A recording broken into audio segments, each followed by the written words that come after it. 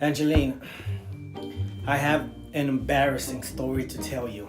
Oh my God, this is so embarrassing. I can't believe I'm telling you this. Hello everyone, my name is Edward Paul Reyes, attorney at law.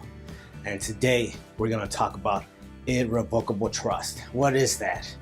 It is a trust that cannot be changed. It cannot be modified. It cannot be terminated. Sounds like a bad idea, right? But in some situations, it may be a great idea. And today I'm going to share with you two of those great ideas. There are more, of course, but today we're just going to focus on two. Let's start with the first one. The first reason is that it may give you protection from creditors. Let me explain. Okay, so here's what happens. The word habit. The word habit is like some people just, we do things automatically. Okay.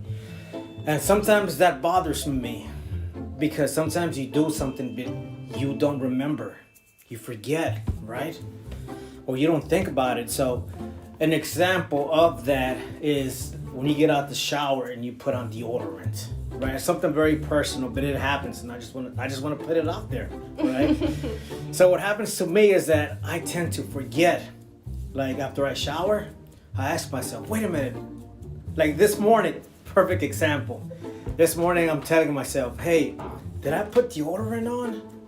So what I did was I'm like, I don't remember. So I went back and it turns out that I did put on deodorant, right? Most of the time I do put on deodorant, but I can't remember if I did it or not. It's crazy.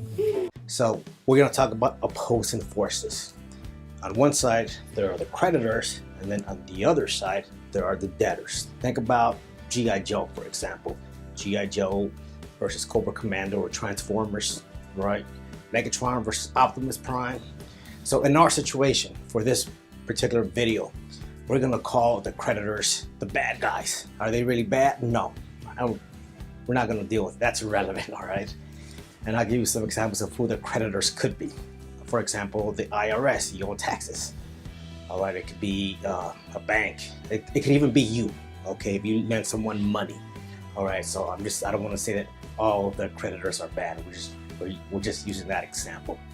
Then on the other side is the debtor, or the person that creates the trust. He could be known as the settler. We're gonna call him the settler. Okay, so we have our parties established. So here we go. So here is where the protection comes in. Listen to this. If it's not an irrevocable trust, a court can order that the creditor step into the shoes of the settler. What does that mean? Okay.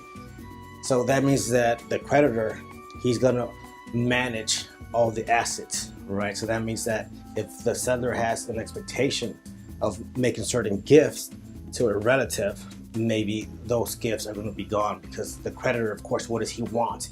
He wants his money.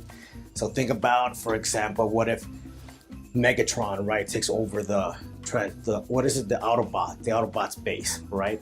And he gets to manage the computer and all that. There was a cartoon on that. Let's not get into that.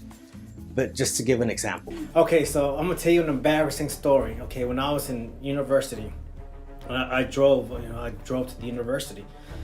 And I asked myself, hey, did I put on deodorant? Oh my goodness. And I said, okay, well, here's what happened, because it felt strange. On one arm, I did, and on the other arm, I did not. I was like, oh my God.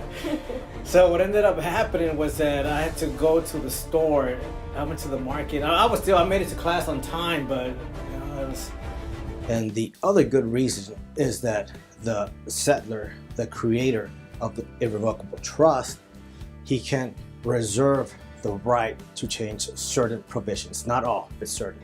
For example, while the settler is still alive, he can modify who the trustee is, or he can modify who the beneficiaries are. So it's not completely irrevocable. It's not completely black and white. It doesn't work like that.